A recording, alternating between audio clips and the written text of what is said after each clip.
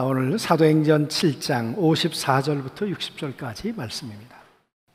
그들이 이 말을 듣고 마음에 찔려 그를 향하여 이를 갈거늘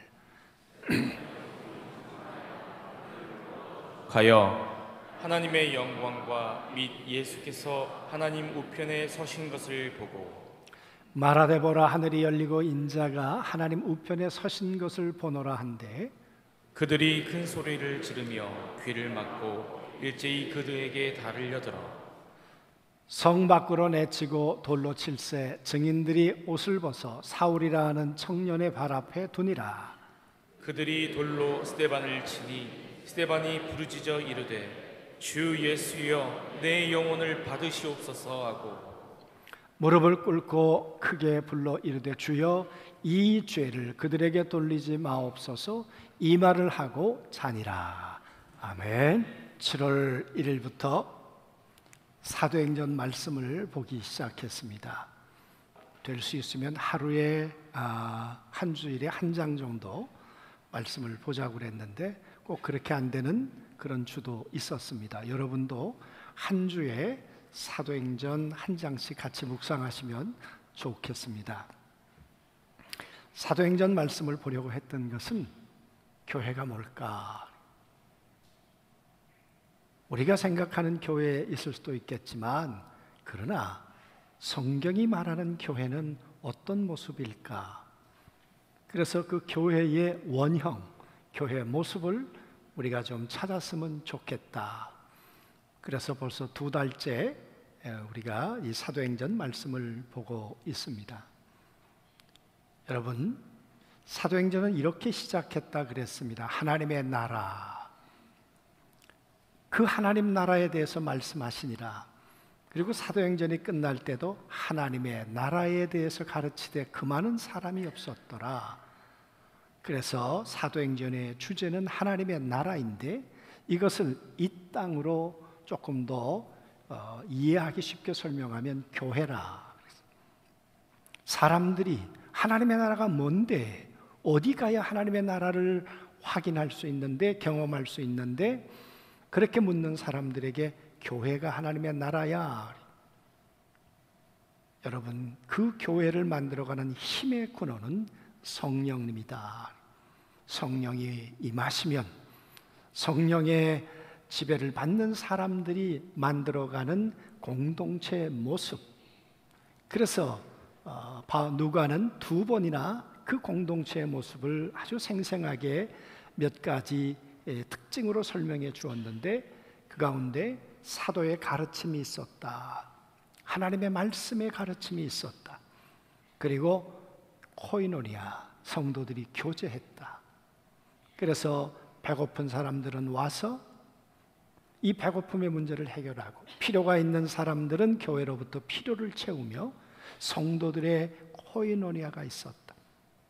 그것만 있었던 것이 아니라 물론 떡을 떼고, 이 떡이란 정관사가 붙어 있는 건 성찬식이고, 음식을 먹었다는 얘기는 그냥 음식 먹는 걸 얘기했다 그랬습니다. 뿐만 아니라 디아코니아, 우리들만 좋은 것이 아니라 이 하나님의 나라가 담벼락을 허물고 세상 속으로 들어가야 한다. 이 세상을 섬기는 모습. 그래서 여러분, 우리가 개척교회를 위해서 돕자, 이거는요, 광고하면 집에 가서 어떻게 나눌까 하는 것은 이게 그냥 우리의 일상이 되어버려져야 한다 그 말이에요. 꼭 뭐 할 때만이 아니라 평상시에도 내가 있는 걸 어떻게 비워야 할까? 이것이 그리스도인의 삶, 초대교회 성도들의 모습이었다. 이런 초대교회 모습은 그 당시에 많은 사람들에게 울림이 되었습니다. 감동이 되었습니다. 그래서 허다한 무리들이 교회로 들어오는 일이 있게 되었다. 그래서 교회가 부흥했다. 이 부흥했단 말이 폭발적으로 사람들의 수가 늘어났다 그랬습니다. 사람이 늘어나다 보니까 교회가 문제가 생겼죠. 아나니아 삽비라 같은 사람이 생겼습니다. 시기하는 마음도 들어왔고, 그리고 성령을 속이는 일도 일어나게 되었고, 그래서 누가는 그걸 가리켜서 이 사람은 철저하게 혼적인 사람이다.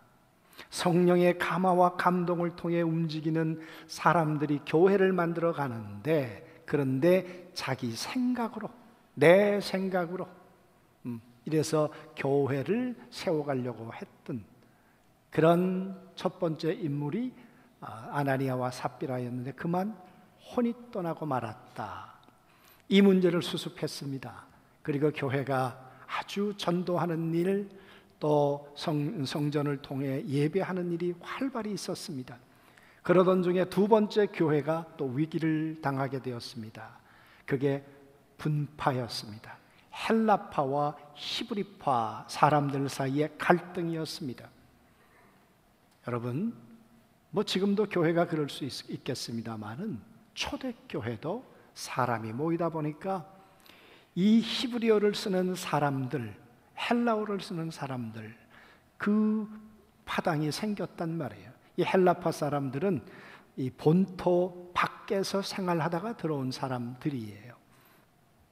그런데 구제하는 일이 있었단 말이에요. 가난한 사람들이 많았거든요. 근데 구제하는 일이 교회 안에서 늘 있었는데, 그 히브리파 사람들이 서로 인맥이 형성되니까 자기들끼리 아마 같이 먹고, 그리고 헬라파 사람들이 소외를 당하는 일이 있었던가 봐요. 그러니까 헬라파 사람들이 이게 교회냐? 여러분, 얼마나 위기입니까? 이때 사도들이 내 탓이오. 우리가 기도하는 일과 말씀 전하는 일에 전무하지 않고 이 봉사의 일을 치중하다 보니까 교회가 이런 잡음이 생겼구나.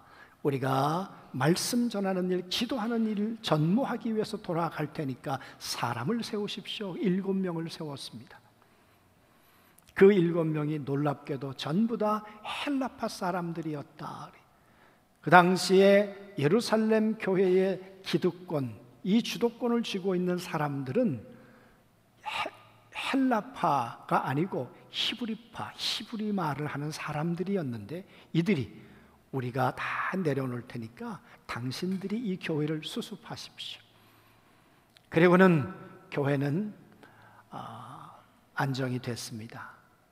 그리고 교회는 말씀이 흥왕하여지고 교회는 놀랍도록 부흥해 갔다. 이게 이 어려움을 겪은 교회에 일어났던 모습이었습니다. 그런데 그 7명 가운데 대표적인 인물 2사람을 설명하는데, 그 가운데 스데반, 성령에 충만했다. 이 사람이 자유인들이 모여있는 회당에 찾아갔습니다.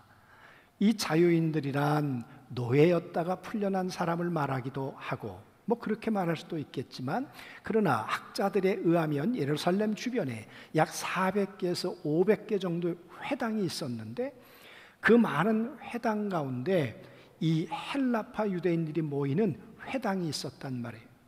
이 스데반이 거기 출신이에요. 그리고 사울도 같은 회당 출신이에요. 그리고 니고데모도 같은 출신이라고 보는 거예요. 여러분, 이 세 사람의 이 지도를 누구의 지도를 받았는가? 가말리엘이라고 하는 바로 사울의 스승이 되었던 사람이 가말리엘인데, 그 가말리엘에게 지도를 받았던 또 한 사람이 스데반이고 니고데모입니다. 그러니까 헬라파 회당 가운데 그 사람들이 있었단 말이죠. 찾아가서 논쟁을 벌였습니다. 그런데 스데반을 이기지 못했다. 그 말은 어쩌면 사울하고 논쟁을 벌였는지 모릅니다. 그리고는 이기질 못하니까 이 사람들이 어떤 일을 벌였습니까? 사람들을 돈 주고 매수해가지고 선동하기 시작한 거예요. 해가지고 이 스데반이 쓸데없는 일을 한다, 얘기를 한다. 근데 스데반이 참 어떻게 보면 안 해야 할 말을 했습니다. 스데반이 어떤 말을 했는가 하면 6장 마지막에 이렇게 얘기를 했습니다. 그의 말이 이 나사렛 예수가 이것을 헐고 또 모세가 우리에게 전하여 준 규례를 고치겠다 함을 우리가 들었노라 하거늘. 그래. 여러분, 예수님이 한 말인데 스데반도 이 말을 했을런지 모르죠. 안 했는데 이 말을 지어냈을는지도 모르고. 그러니까 지금 스데반을 기소하는 내용이 뭐냐? 이 사람이 성전을 헐라고 했습니다. 나사렛 예수와 똑같은 죄목을 이 사람에게 씌워서 지금 스데반을 법정에 세우겠다. 그런데 스데반의 얼굴이 천사와 같았다. 그리고는 7장 1절이 시작이 되는 겁니다. 오늘 말씀에 대사장이 이르되 이것이 사실이냐? 너 정말 성전을 헐라고 했어?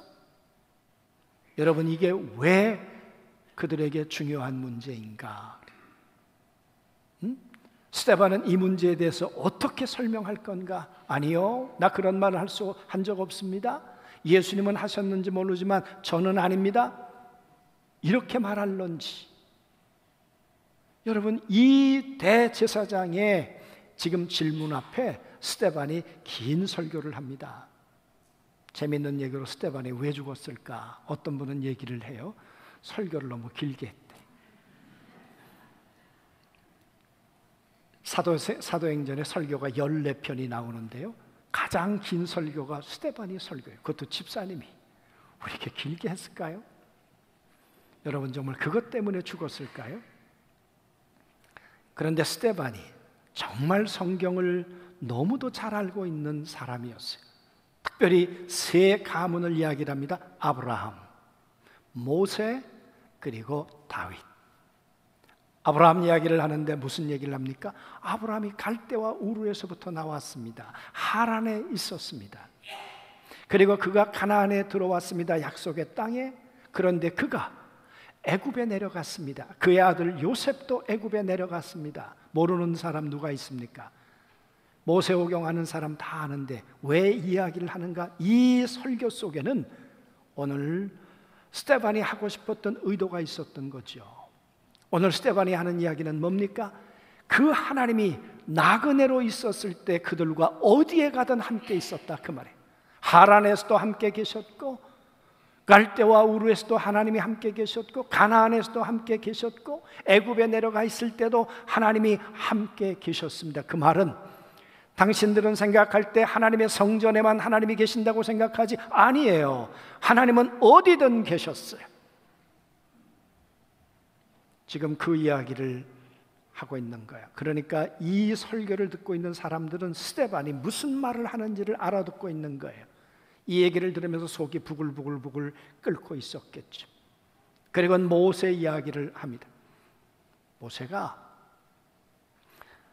요셉이 알지 못하는 왕이 자리를 잡았을 때 이 애굽에 있는 이스라엘 백성들을 핍박하기 시작했습니다. 그때 모세가 태어났습니다. 모세가 태어날 때 하나님이 함께 하셔서 그가 죽지 않고 살았습니다. 그리고는 모세가 나이 40이 돼서 그 동족을 구원하기 위해서 그가 사람을 죽였습니다. 그런데 그를 인정하지 않았습니다. 그러다가 그는 광야에 들어가서 사는 동안에 자식을 낳았는데 그때도 하나님이 함께 계셨습니다. 그리고 그가 하나님의 부름을 받아 애굽에 있는 이스라엘 백성들을 건져낼 때 그때 하나님이 함께 계셨습니다. 그리고 광야를 걷게 되었습니다. 그때 스데반은 이렇게 말합니다. 살아계신 하나님의 말씀을 받아 우리에게 주었던 사람이 바로 모세였습니다. 그런데 너희가 그때 하나님의 음성을 들었던가? 하나님의 음성을 듣지 않고 너희가 했던 일은 뭔가? 하늘의 신 우상을 섬기자고 아론을 통해 금송아지를 만들지 않았던가? 하나님이 살아계신 하나님이 순간순간 인도하시는데도 불구하고 너희들은 하나님을 섬기지 않았어. 우리의 조상들은. 여러분, 그 얘기를 하다가 이제 다윗 이야기를 해요. 다윗이 은혜를 입어 하나님의 왕이 되었습니다. 왕이 되고 난 다음에 다윗은 그런 마음이 들었죠. 나는 백향목궁에 살고 있는데 하나님은 저 움막에 계시는데 저걸 좀 더 잘 지어드려야 되겠다. 그것이 오늘 말씀이에요. 어디 보시는가 하면 46절에 다윗이 하나님 앞에서 은혜를 받아 야곱의 집을 위하여 하나님의 처소를 준비하게 하여 달라고 하였더니 솔로몬이 그를 위하여 집을 지었느니라. 여러분, 이게 뭐가 문제가 됩니까? 다윗이 야곱의 집을 위하여 하나님 거처소를 만들겠습니다. 그랬더니 솔로몬이 집을 지었다는 거예요. 여러분, 여기서 말하는 처소는 장막이에요. 장막. 하나님이 거하실 장막을 짓겠다고 했는데 솔로몬은 하나님의 성전 오이코스, 집을 지었다니. 집은 움직일 수가 없습니다. 무슨 얘기입니까? 하나님은 텐트에 계셔야 백성들이 가는 곳마다 움직여서 함께 계시는데, 성전을 지어놓고는 하나님은 여기에만 계셔 하나님을 가두어 두었다, 그 말이. 여러분, 이스라엘 백성들은 성전이 하나님이 이 성전에 계세요. 그런데 아니, 성전 지은 게 솔로몬이 잘못됐다고? 그 얘기를 지금 하니까 여러분, 지금 이 설교를 듣는 이스라엘 백성들의 마음이, 유대인들의 마음이 어떻겠습니까? 이게 예수와 똑같은 소리를 하고 있구나. 대제사장이 그렇게 판단할 근거를 지금 제시하고 있는 거죠. 그래서 그 다음 구절을 보십시오. 48절에 그러나 지극히 높으신 이는 손에 지으신 곳에 계시지 아니하시나니. 지극히 높으신 하나님은 성전에만 계시는 게 아닙니다. 하늘이 나의 보좌요 땅은 나의 발등상이요. 그 말은 어디에든 하나님은 계시지 성전에만 머물러 계시는가? 왜 성전에 가둬두려고 하시는가? 그래서 예수님이 성전을 헐라, 내가 3일 만에 다시 짓겠다 그랬던 예수님께서 부활하셨다가 다시 오셔서 우리 안에, 성전된 우리 안에 그분이 우리와 함께 계시는 거야. 이 성전이 무너져야 우리 안에 성전 삼아 오시는 거룩한 성령의 임재가 우리 안에 함께 하실 수 있단 말이죠. 여러분, 이 스데반이 대단한 설교를 한 거 아닙니까? 여러분, 이 이야기를 오늘 들었어요. 그랬더니 이들의 반응이 어땠을까? 오늘 스데반은 이 사람들을 가서 이렇게 말합니다. 목이 곧고 마음의 귀에 할례를 받지 못한 사람들아, 너희도 너희 조상과 같이 항상 성령을 거스리는도다. 모세가 인도할 때, 다윗이 인도할 때 하나님의 뜻을 분별하지 못하고 성령을 거스리며 살았던 너희 조상들과 너희가 지금 뭐가 다르단 말이냐? 우리는 어떨까요? 정말 하나님의 거룩한 성령을 거스리고 있습니까? 성령을 따르고 있습니까? 그러면서 또 하나 얘기를 합니다. 너희 조상들이 선지자들 중에 누구를 박해하지 아니하였느냐? 의인이 오시라고 예고한 자들을 그들이 죽였고 이제 너희는 그의 의인을 잡아준 자요 살인한 자가 되었나니. 무슨 얘기예요? 너희가 모세를 인정하지 아니하고 했던 것처럼 하나님께서 선지자를 보내면 그렇게 잡아 죽이지 않았느냐? 그러던 못된 버릇이 예수 그리스도를 잡아 죽였어. 너희가 그 예수를 죽인 살인자들이야. 여러분, 이 설교를 들었는데 사람들의 반응이 아멘, 우리가 잘못했구나, 그랬으면 얼마나 좋았을까요? 베드로가 설교했을 땐 그러면 우리가 어찌할꼬? 그랬더니 회개해라, 죄 사함을 받아라, 그리하면 성령을 선물로 받으리라. 그리고 3,000명씩 5,000명씩 하나님의 가족이 되었습니다. 그런데 오늘 이들의 반응은 이랬습니다. 이 말을 듣고 마음에 찔려 그들을 향하여 이를 갈거늘. 그래, 마음에 찔렸으면 회개하면 되는데 마음에 찔리니까 회개하지 않고 이를 갈고 이놈을 어떻게 죽여야 할까? 지난주에 읽었던 책 가운데 폴 워셔라고 하는 사람이 현대교회에 대한 10가지 기소장, 그런 책이 있었습니다. 현대교회를 가만히 조사해 보니까 교회가 문제가 많더라. 여러분, 기소라는 것은 가만히 조사를 해보니까 당신 이런 죄목이 있어, 그래서 기소한다는 거 아닙니까? 그런 것처럼 한국 교회, 현대 교회를 기소해야 될 필요가 있다. 왜 기소해야 되는가? 첫 번째, 성경의 충분성에 대한 실질적 거부. 그 말은 하나님의 말씀이면 충분한데 하나님의 말씀을 거부한단 말이에요. 여러분, 유대인들은 하나님의 말씀을 알고 있는 것 같은데 하나님의 말씀에 대해서 지금 스데반이 이 하나님의 말씀의 뜻이 이런 겁니다라고 하나님의 말씀을 설교하고 가르치는데 그들은 그걸 거부하죠. 그리고 이를 갈죠. 아니, 왜? 자신들의 전통이 말씀보다 앞서 있으니까. 자신들의 경험이 자기 하나님의 말씀보다 우월하다고 생각하니까. 그래서 그들은 이를 갈기 시작했다 그래요. 그래서 여러분, 두 번째 기소장은 교회가 하나님을 아는 것 같은데 하나님에 대해서 무지하더라 그래요. 여러분, 스데반이 옳았을까요? 아니면 이 많은 대중들이 옳았을까요?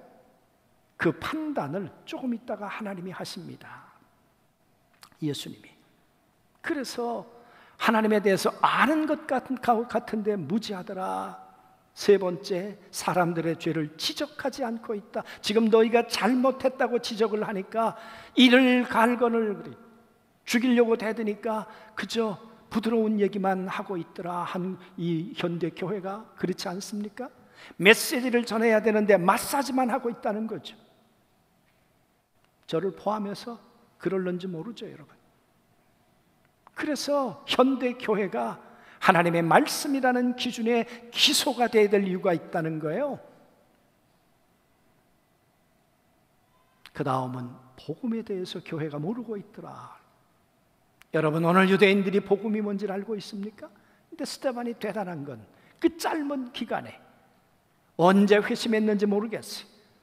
다메섹에서 사울은 예수님을 진하게 만났지만 사울은 그런 이야기가 없습니다.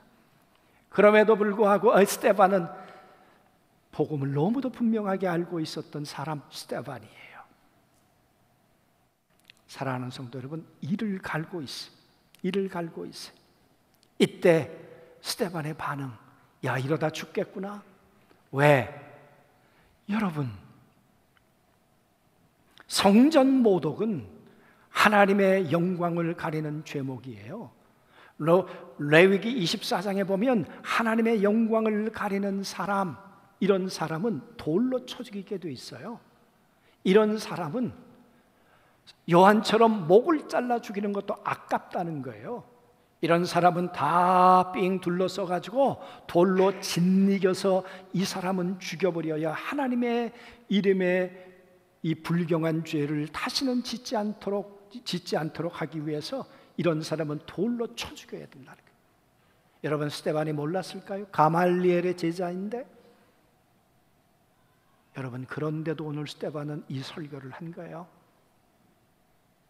도망가야 하는데, 피해야 되는데, 그래서 자살인가 아니면 누군가에 의해서 죽임을 당한 거 자살이죠. 이때 성령이 충만해요. 하늘을 우러러 주목하여 하늘의 영광과 및 예수께서 하나님 우편에 서신 것을 보았다 그래요. 여러분, 그 죽음의 그 위기의 순간에 성령 충만했다. 그리고 하늘이 열렸다. 하늘이 아무에게나 열리겠습니까? 이 하늘은 우라노. 그래서 스카이가 아니고 하나님이 계시는 그곳, 예수 그리스도의 보좌가 있었던, 하나님의 보좌가 있었던 그곳, 하나님과 예수 그리스도가 앉아 있었던 그 하늘을 말한다 그 말이에요. 성령 충만했더니 하늘이 열렸어요. 여러분, 아무에게나 하늘이 열렸습니까? 예수님이 요단강가에 나가서 세례를 받을 때 하늘이 찢어졌다 그랬어요. 그때는 하늘이 열렸어요. 내가 3일 만에 부활한다고 얘기를 하는데 도무지 믿지 않으니까 제자들을 데리고 변화산에 올라갔습니다. 그때 하늘이 열렸습니다. 사랑하는 성도 여러분, 결정적인 순간에 내가 인생의 위기를 당할 때, 아무도 나를 도울 수 없을 때, 그때 오늘 스데반, 그 순간에 하늘이 열리고, 그리고 하나님의 영광과 및 예수께서 하나님 우편에 서서 계신 것을 보았다. 여러분, 예수님이 보좌에 앉아 계셔야 되는데 왜 서 계시는 겁니까? 이 서 계셨단 말이 현재 완료형이에요. 그 말은 언젠가부터 서 계셨단 말이에요. 어느 순간일까? 베드로가 스데반이 설교하기 시작해서부터일까? 아니면 이를 가는 저 유대인들의 이빨 가는 소리를 들을 때 예수님이 벌떡 일어나신 것일까? 모르겠어요. 그러나 오늘 예수님은 보좌에 앉아 계실 수 없었어요. 서 계신 거죠. 그리고 말합니다. 안 해야 될 말을 오늘 스데반이 하고 있는 거예요. 말하여 보라, 말하되 보라, 하늘이 열리고 인자가 하나님 우편에 서신 것을 보노라. 여러분, 이게 왜 문제가 됩니까? 예수를 가리켜서 인자라, 그 말은 메시아라, 그 말이. 예수님이 누가복음에 보면 그렇게 말해, 인자가 아버지의 영광을 가지고 올 때에, 구약 성경에 보면 메시아가 오면 인자, 그렇게 설명될 거라고 했습니다. 그런데 여러분, 그 예수가 살아계셔서 지금 인자가, 그 메시아가 하나님 우편에 서 계신 것을 본다, 이렇게 말하는 거예요. 아니, 이 사람들이 누굽니까? 예수를 십자가에 죽인 사람이에요. 이 사람들 대제사장이 본디오 빌라도에게 넘겨서 예수를 죽인 사람들이에요. 그러면 예수가 살아나면 안 되는 거잖아요. 예수가 살아계셔서 하나님 보좌 우편에 서 계시면 이 사람들은 뭐가 되는 거예요? 이 사람들 앞에 이런 설교하면 안 되는 거잖아요. 스데반이, 여러분, 청중 분석을 잘못한 것 같아요. 이를 갈고 있는 사람들 앞에 좀 부드럽게 설교를 해야 되는데 그만 이런 사람들 앞에 하나님 보좌 우편에 예수가 살아계십니다 라고 이야기를 했더니, 그분이 살아계시다고? 우리가 죽였는데? 그러니 여러분, 이 사람들이 분할 수밖에 없죠. 말도 안 된다. 살아도 죽은 건데 어떻게 살아있다고 말하느냐. 그들이 큰 소리를 지르며 귀를 막고 일체히 그에게 달려들어, 못 들은 걸로 하겠어, 내가 들은 말이 가슴에 내려가지 않도록 하겠어. 귀를 막는 거죠. 그리고는 그들이 말합니다. 일제히 달려들었다. 이 달려들었단 말은 돼지떼가 달려드는 것처럼 거대한 악한 영에 사로잡혀서 지금 달려드는 걸 말해요. 여러분, 얼마나 두려웠겠습니까? 그리고는 성 밖에 내치고 돌로 쳤습니다. 스데반을 짓이겨 죽였습니다. 이렇게 지근지근 고통을 당하고 있는데 스데반이 부르짖어 이르되, 주 예수여, 내 영혼을 받으시옵소서. 여러분, 누가는 누구를 지금 연상하고 이 글을 썼을까요? 아나니아는 혼이 떠나니라. 오늘 스데반은 영혼을 하나님이 받아주고 계신다. 어느 주석학자는 그렇게 말했습니다. 예수님이 왜 서 계시는가? 이 스데반의 영혼을 받기 위해서 서 계신다. 아니, 좋은 해석인 것 같아요. 이 스데반의 영혼을 하나님의 품에, 예수의 품에 안아주시려고. 그 말은, 스데반, 네가 오라, 네 설교가 오라. 저 대제사장들과 무수히 많은 사람들이 이를 갈고 있는데 저들이 아니야, 네가 오라. 예수님이 누구의 편을 지금 인정하고 계십니까? 스데반. 이 주님의 인정을 받은 스데반. 이 스데반은 이 절대절명의 고통의 순간에 하늘이 열리고 하나님 보좌에 예수가 서 계신 것을 보고, 여러분, 그 사실은 예수가 죽음을 넘어 부활하셨던 것처럼 나도 죽음을 넘어 저 부활의 자리에 가겠구나. 믿음의 소망이요, 믿음의 목적지, 그것이 나의 삶에 내가 바라던 바지. 스데반은 그렇게 생각하지 않았겠습니까? 그리고는 스데반은 다 이렇게 말합니다. 내 영혼을 받아 주시옵소서. 그리고 무릎을 꿇고 크게 소리 지르시면서, 아버지여, 저들의 죄를 저들에게 돌리지 마시옵소서.